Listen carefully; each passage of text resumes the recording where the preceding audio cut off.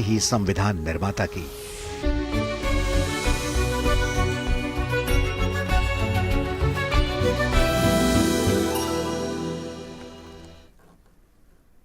नमस्कार, स्वागत है आपका अपडेट एट 12 में और मैं हूं आपके साथ अर्चना मिश्रा। सबसे पहले नजर सुर्खियों पर। भारत ने चक्रवात डिटवाहा से हुए नुकसान की भरपाई के लिए 450 मिलियन अमेरिकी डॉलर का पुनर्निर्माण पैकेज घोषित किया। विदेश मंत्री एस जयशंकर ने की घोषणा, कहा कि श्रीलंका को मदद देना भारत के लिए स्वाभाविक कर्तव्य है। भारत ने तुरंत ऑपरेशन सागर बंधु शुरू किया, जिससे कि प्रभावित क्षेत्रों में राहत और सहायता पहुंच सके। राजधानी दिल्ली में आज एआई इवोल्यूशन पर हो रहा नेशनल कॉन्क्लेव का आयोजन। उपराष्ट्रपति सीपी राधाकृष्णन मुख्य अतिथि के रूप में हुए शामिल। आज दोपहर राजस्थान विधानसभा के स्पीकर वासुदेव देवनानी द्वारा लिखी पुस्तक सनातन संस्कृति की अटल दृष्टि का भी उपराष्ट्रपति करेंगे विमोचन। इंटेलिजेंस ब्यूरो आईबी की स्थापना दिवस के अवसर पर दिल्ली में एक विशेष कार्यक्रम का आयोजन। लोकसभा अध्यक्ष ओम बिरला आयोजन में मुख्य अतिथि के तौर पर होंगे शामिल। 1887 में आज ही के दिन हुई थी आईबी की स्थापना। नीति आयोग द्वारा जारी रिपोर्ट। नीति आयोग ने इंटरनेशनलाइजेशन ऑफ हायर एजुकेशन नाम की एक रिपोर्ट प्रकाशित की है। इसमें इस बात का खुलासा किया गया है कि हर साल बड़ी संख्या में भारतीय छात्र कनाडा, अमेरिका और यूनाइटेड किंगडम को उच्च शिक्षा के लिए प्राथमिक गंतव्य के रूप में चुन रहे। नौसेना में तीसरी पनडुब्बी रोधी उथले पानी का जहाज अंजदीप शामिल। तटीय सुरक्षा और पनडुब्बी रोधी अभियानों के लिए एक आधुनिक प्लेटफॉर्म, कॉम्बैट मैनेजमेंट सिस्टम के साथ ही हल्के टारपीडो और एंटी सबमरीन रॉकेट से सुसज्जित तटीय सुरक्षा, पनडुब्बी खोज और माइन बिछाने में सक्षम है युद्धपोत। बुलेटिन की शुरुआत करते हैं। आज दिल्ली में एआई इवोल्यूशन पर एक नेशनल कॉन्क्लेव का आयोजन किया जा रहा है। उपराष्ट्रपति सीपी राधाकृष्णन इस कॉन्क्लेव में मुख्य अतिथि के तौर पर शामिल हुए। उपराष्ट्रपति सीपी राधाकृष्णन ने इस दौरान उपस्थित जनसमूह को संबोधित किया और भविष्य में एआई के महत्व पर प्रकाश डाला।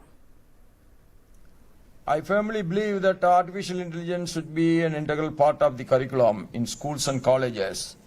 Early exposure to AI will equip students with critical thinking, problem-solving skills, and future-ready competencies essential for technology-driven world. Artificial intelligence represents a landmark movement in the history of technological evolutions, just like the previous industrial revolutions. We missed the industrial revolution. For that, we have been left behind for nearly a century. Now, after this software technology, we become the number one. But still, we are lacking behind because we are not the number one in the hardware technology. We have to improve that. Now only that this government under the able leadership of Modi ji is taking every step. The chip manufacturing is possible in India. So this all should have been done 25 years back. Modi ji has sent me to Taiwan, our first MP delegation. I was a member of that under the Brijlal Verma ji. We all went there. But we couldn't make fast decisions. That's why we have been left out. But Modi ji, at that time, he was the General Secretary of the party. He understands the importance of the strong economies but small countries. That's why he was very particular about sending a young team of MPs that time to Taiwan. And after that only the Taiwan relationship started improving. Bharat ने श्रीलंका में चक्रवात डिटवा से हुए नुकसान की भरपाई के लिए 450 मिलियन अमेरिकी डॉलर का पुनर्निर्माण पैकेज घोषित किया।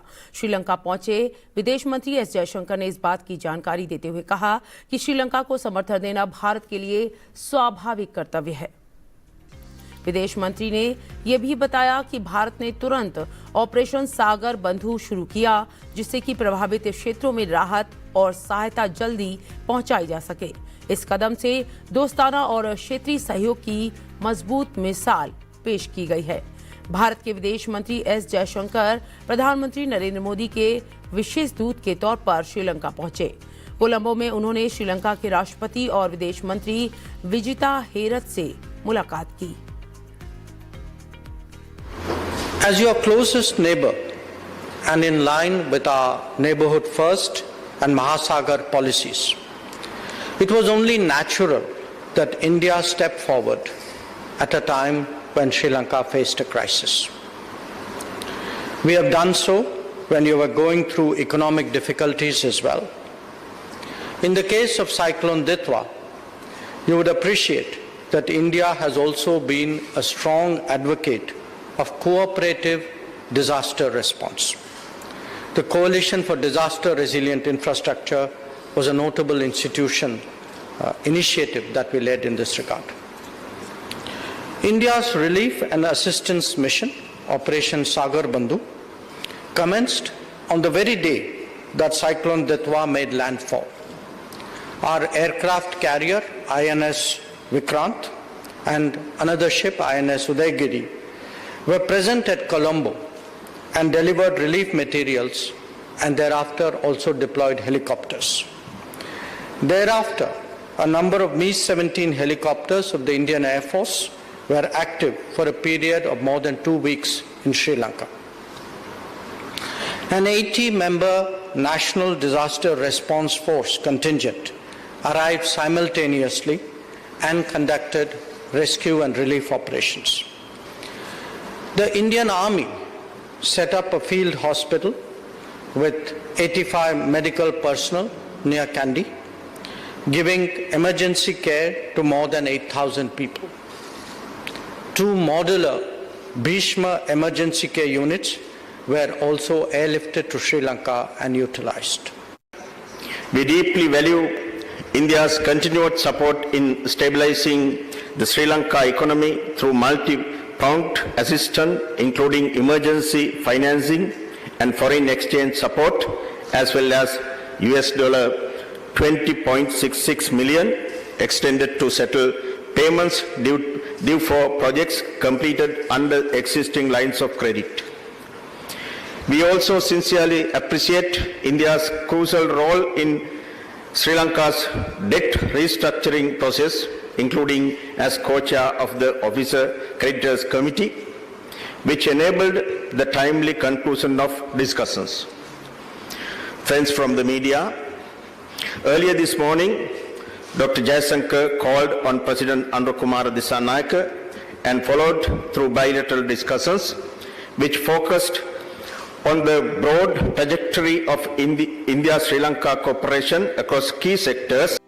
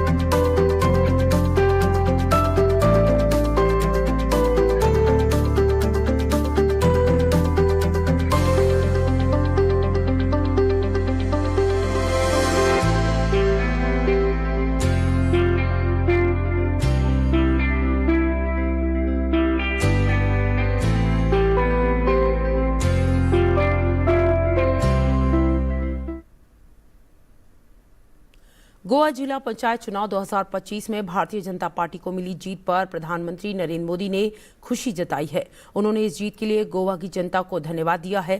प्रधानमंत्री ने सोशल मीडिया प्लेटफॉर्म एक्स पर लिखा है कि गोवा सुशासन का प्रतीक है, गोवा प्रगतिशील राजनीति का प्रतीक है। उन्होंने कहा कि जिला पंचायत चुनावों में भाजपा एमजीपी यानी एनडीए परिवार को दिए गए मजबूत समर्थन के लिए मैं गोवा के अपने सभी भाइयों और बहनों को धन्यवाद देता हूं। इससे गोवा के विकास के हमारे प्रयासों को और अधिक बल मिलेगा।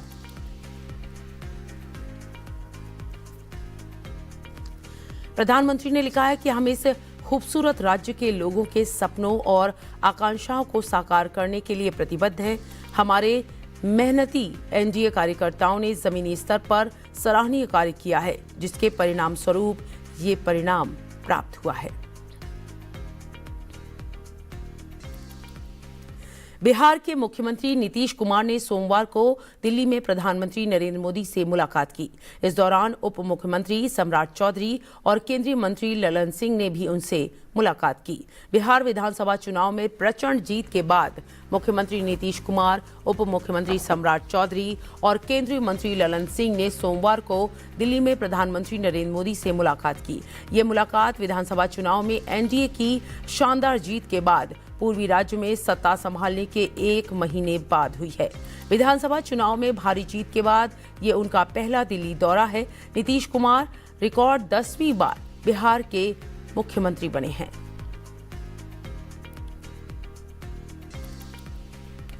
सेवा मारवाड़ी समाज का मूल कर्म है। जहां भी कोई मारवाड़ी परिवार निवास करता है, चाहे वह देश का कोई गांव हो या विदेश की कोई धरती, सेवा ही उसका स्वभाव और पहचान बन जाती है।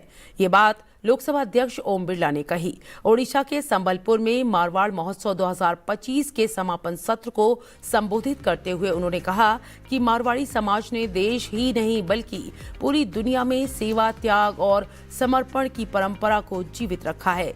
उन्होंने ये भी कहा कि और निरंतर इस सेवा को आगे बढ़ाया है। सेवा मारवाड़ी समाज का मूल कर्म है। जहां भी कोई मारवाड़ी परिवार निवास करता है, चाहे वह देश का कोई गांव हो या विदेश की कोई धरती, सेवा ही उसका स्वभाव और पहचान बन जाती है। चाहे देश और दुनिया के अंदर जहां जहां भी मारवाड़ी समाज गया है, जहां विद्यालय नहीं थे वहां विद्यालय खोले, लोगों को शिक्षा देने का काम किया। जहां सरकार चिकित्सा व्यवस्था नहीं कर पाती थी, उस समय चिकित्सालय खोले, प्याव खोले, धर्मशाला बनाई, भोजनालय बनाए। ये हमारे संस्कार रहे हैं कि हम जहां भी जाएंगे वहां पर अपने सामाजिक दायित्वों को निभाते रहेंगे। और इसीलिए कड़ी मेहनत, कठिन परिश्रम हमारे जीवन के संस्कार हैं। लेकिन जहां भी रहते हैं, सेवा भी हमारा संस्कार है। ये विचार हमेशा हमारे मन में रहना चाहिए। इसलिए मारवाड़ी की पहचान ही सेवा, त्याग और समर्पण की है। लोकसभा अध्यक्ष ओम बिरला ने कहा कि एक भारत श्रेष्ठ भारत की भावना को सजीव करता ये महोत्सव भारत की सांस्कृतिक एकता का सशक्त प्रतीक है।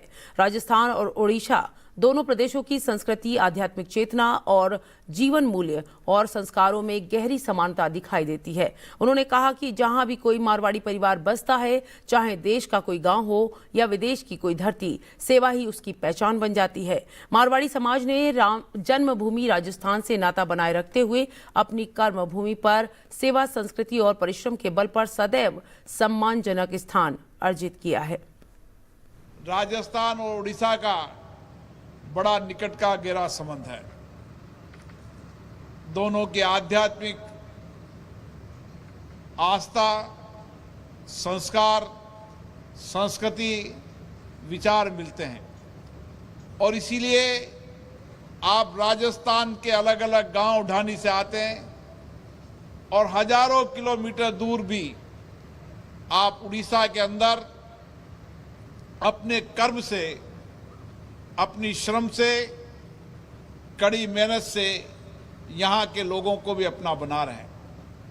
मारवाड़ी समाज जहाँ भी, चाहे देश में हो चाहे दुनिया में हो, जहाँ भी जाता है सेवा, त्याग, समर्पण उनके संस्कार और संस्कृति है। और इसी कारण अगर देश के अलग राज्यों में जाते हैं तो वहाँ की संस्कृति से, वहाँ के लोगों से अपना विचार मिलाते हैं और अच्छे संस्कार के कारण वहाँ पर अपना योगदान भी देते हैं।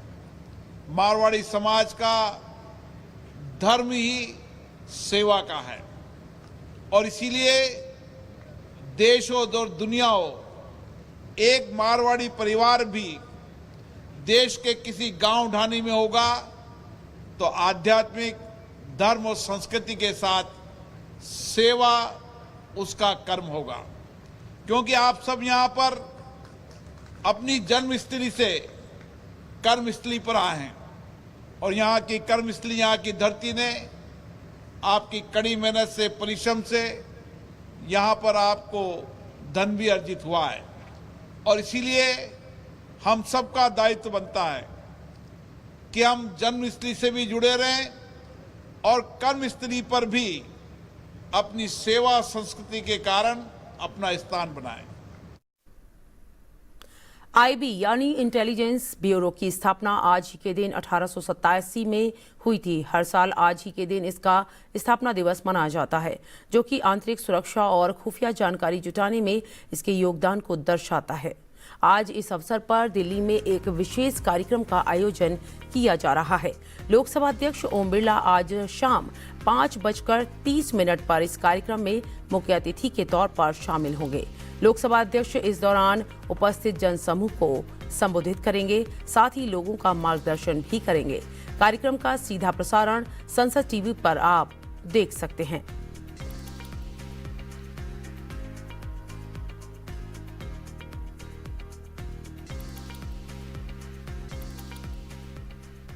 रिजर्व बैंक ने कहा है कि ग्लोबल मार्केट की तमाम चुनौतियों के बावजूद भारत की अर्थव्यवस्था ने ग्रोथ हासिल की है और आगे भी ये तेजी से बरकरार रहेगी। ये बात रिजर्व बैंक अपने हालिया बुलेटिन में कह चुका है। रिजर्व बैंक ने जोर देकर कहा कि आज भारत दुनिया की सबसे तेजी से बढ़ती इकोनॉमी है। आरबीआई ने बुलेटिन में जानकारी देते हुए बताया कि समन्वित राजकोषीय, मौद्रिक और नियामक नीतियों ने अर्थव्यवस्था में मजबूती लाने में मदद की है। वैसे तो ये बाहरी क्षेत्र की चुनौतियों से पूरी तरह अप्रभावित नहीं है, फिर भी तेज ग्रोथ हासिल करने में कामयाब रही है। आरबीआई के दिसंबर बुलेटिन में प्रकाशित एक लेख में कहा गया है कि वृहद आर्थिक बुनियाद और आर्थिक सुधारों पर निरंतर ध्यान देने से दक्षता और उत्पादकता में वृद्धि होगी। इससे तेजी से बदलते वैश्विक परिवेश के बीच अर्थव्यवस्था को उच्च वृद्धि के रास्ते पर मजबूती से बनाए रखने में मदद मिलेगी। इसमें कहा गया कि वर्ष 2025 में वैश्विक व्यापार नीतियों में काफी बदलाव आया है। शुल्क और व्यापार की शर्तों पर द्विपक्षीय स्तर पर पुनर्विचार की दिशा में कदम बढ़ाया गया है। 2025-26 की दूसरी तिमाही में मजबूत घरेलू मांग के समर्थन से भारतीय अर्थव्यवस्था ने पिछली 6 तिमाहियों में सबसे तेज गति से वृद्धि हासिल की है। देश की रक्षा तैयारियों को अब आर्टिफिशियल इंटेलिजेंस और हाईटेक सॉफ्टवेयर के जरिए नई रणनीतिक ऊंचाई मिलने जा रही है। भारतीय सेना ने दिल्ली स्थित Netaji Subhash Chandra university of technology यानी NSUT के साथ एक अहम समझौते पर हस्ताक्षर किए हैं। इस MOU के तहत सेना की जरूरतों के अनुसार AI आधारित समाधान, स्मार्ट सॉफ्टवेयर, टूल्स और अत्याधुनिक तकनीकी सिस्टम विकसित किए जाएंगे। इस साझेदारी की खास बात यह है कि इसमें NSUT के छात्र और प्रोफेसर सीधे सेना की वास्तविक चुनौतियों पर काम करेंगे, चाहे वो डेटा एनालिसिस हो या फिर ऑटोमेशन हो या निर्णय लेने की क्षमता को तेज करने वाले डिजिटल समाधान। ये कदम न सिर्फ सेना की ऑपरेशन क्षमता को मजबूत करेगा, बल्कि रक्षा क्षेत्र में स्वदेशी तकनीक और आत्मनिर्भर भारत के संकल्प को नई दिशा भी देगा। नीति आयोग की नई रिपोर्ट में उच्च शिक्षा के अंतर्राष्ट्रीय रुझानों का बड़ा खुलासा हुआ है।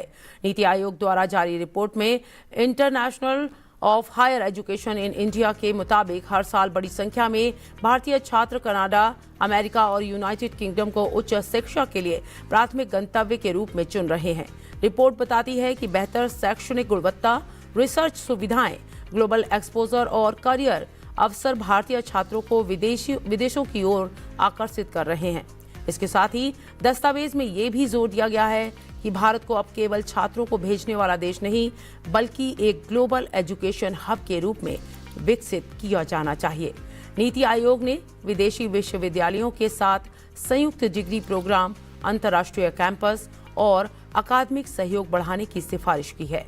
मकसद साफ है, भारत की उच्च शिक्षा को वैश्विक मानकों के अनुरूप और अंतर्राष्ट्रीय स्तर पर प्रतिस्पर्धी बनाना है। मध्य प्रदेश देश का पहला राज्य बनने जा रहा है जो कि अगले 3 साल के लिए रोलिंग बजट तैयार करेगा। उप मुख्यमंत्री और वित्त मंत्री जगदीश देवड़ा ने बताया कि 2026-27 का बजट जनता की अपेक्षाओं और लोकतंत्र की मूल भावना को ध्यान में रखते हुए तैयार किया गया है। उप मुख्यमंत्री देवड़ा ने कहा कि सिर्फ 2026-27 नहीं, बल्कि 2027-28 और 2028-29 के लिए संकेतात्मक बजट अनुमान भी तैयार किए जा रहे हैं।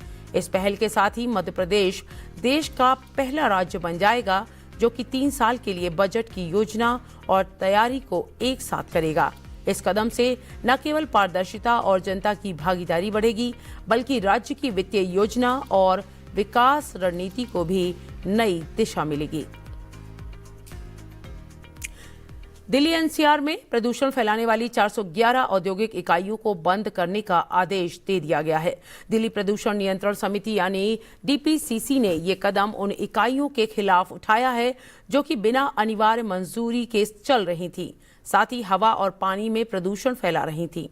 डीपीसीसी ने इस कार्रवाई से पहले 28 औद्योगिक क्षेत्रों और 27 पुनर्विकास क्षेत्रों का संयुक्त निरीक्षण किया, जिसमें राजस्व विभाग और Delhi state industrial and infrastructure development corporation यानी DSIIDC भी शामिल थी। जांच के दौरान नोटिफाइड औद्योगिक क्षेत्रों की 1586 इकाइयों में से 232 को नियमों का उल्लंघन करते हुए पाया गया। वहीं पुनर्विकास क्षेत्रों की 1102 इकाइयों में से 179 प्रदूषण नियमों का पालन नहीं कर रही थी। रबी फसलों की बुवाई में इस साल अच्छी बढ़ोतरी दर्ज की गई है। 2025-26 में कुल रबी फसल का क्षेत्रफल 580.70 लाख हेक्टेयर तक पहुंच गया है, जो कि पिछले साल की तुलना में 8 लाख हेक्टेयर से अधिक है। इस बढ़ोतरी में खासतौर पर दालों और तिलहन की बुवाई का योगदान है। दालों के क्षेत्र में 3.72 लाख हेक्टेयर की वृद्धि हुई है, जिसमें चना की बुवाई में 4.89 लाख हेक्टेयर का महत्वपूर्ण इजाफा दर्ज किया गया है। तिलहन की फसलों में भी वृद्धि हुई है और रापसीड और सरसों के तेल का इसका कुल क्षेत्रफल अब 93.33 लाख हेक्टेयर तक पहुंच गया है। कृषि विशेषज्ञों का कहना है कि इस साल की अच्छी बुवाई, अच्छी उपज और किसानों की आमदनी में वृद्धि का संकेत देती है।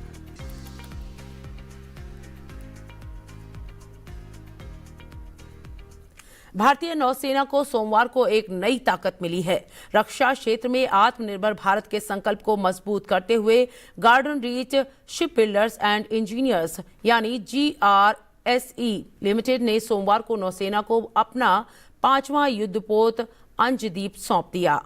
Anti submarine warfare shallow water craft श्रृंखला का ये तीसरा GRSE द्वारा निर्मित 115वां और नौसेना को दिया गया 77वां युद्धपोत है। पूरी तरह से स्वदेशी रूप से निर्मित अंजादीप को garden reach ship builders and engineers और L&T शिपयार्ड ने मिलकर बनाया है।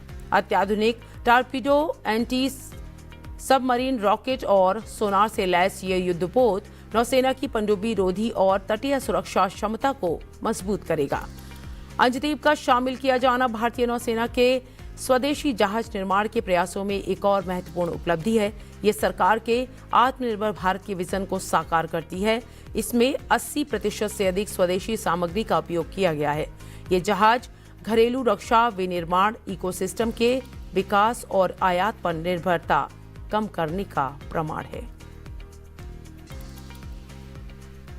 भारत ने यूएन न्यूयॉर्क में दूसरा विश्व ध्यान दिवस मनाया। इस बीच भारतीय आध्यात्मिक गुरु श्री श्री रविशंकर ने न्यूयॉर्क में संयुक्त राष्ट्र मुख्यालय में वैश्विक शांति और सद्भाव के लिए ध्यान कार्यक्रम के दौरान एक ध्यान सत्र का नेतृत्व किया। विश्व के राजनयिकों, संयुक्त राष्ट्र के अधिकारियों और योग प्रशिक्षकों ने उनके साथ ध्यान अभ्यास में भाग लिया। इसका उद्देश्य स्वयं में और विश्व में शांति लाना है।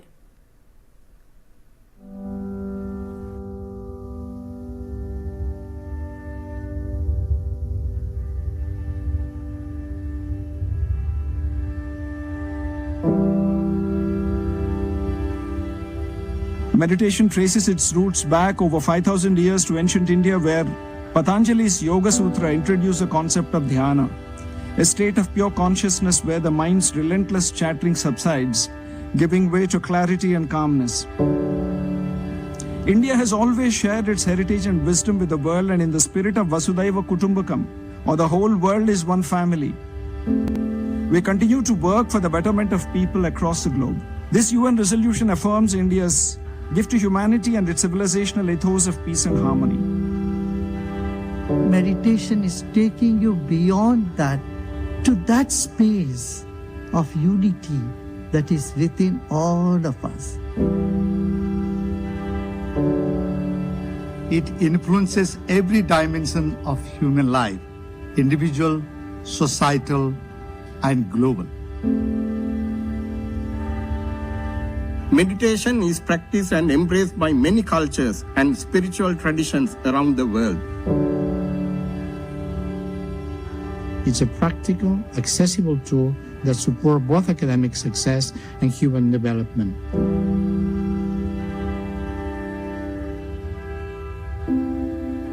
We are not in less a warfield today of various issues in the society. In this conflicting situation, it is very important for us to go within. When the light of souls connects to the one supreme source light, then the process of purification begins. Let us remember that we are born from peace and born from love. World Meditation Day stands as the UN's recognition that to awaken the mind is not to escape from the world. It is to engage with it more wisely, more compassionately, and more effectively. And that is the full liberation which leads to enlightenment. Today, there are really powerful, scientifically confirmed practices that are meditation-based that can remove stress and its negative effects on the brain and human behavior. Meditation is a gift, a path, an invitation to slow down and go into an inner adventure. Just repose in the ocean of consciousness that you are. Om Shanti, Shanti, Shanti. पूर्व प्रधानमंत्री भारत रत्न चौधरी चरण सिंह जी की आज जयंती है। प्रधानमंत्री नरेंद्र मोदी ने आज उनकी जयंती पर श्रद्धांजलि अर्पित की। सोशल मीडिया के जरिए प्रधानमंत्री ने लिखा कि उन्होंने समाज के वंचित वर्गों के कल्याण के साथ साथ कृषि की प्रगति और किसानों की समृद्धि के लिए अपना जीवन समर्पित कर दिया। राष्ट्र निर्माण में उनके योगदान को कृतज्ञ राष्ट्र कभी भुला नहीं सकता। चलते चलते आपको छोड़ जाते हैं चौधरी चरण सिंह जी के जुड़े एक वीडियो के साथ। मुझे मेरी टीम के साथ दीजिए इजाजत। देश दुनिया की खबरों के लिए देखते रहिए संसद टीवी। नमस्कार।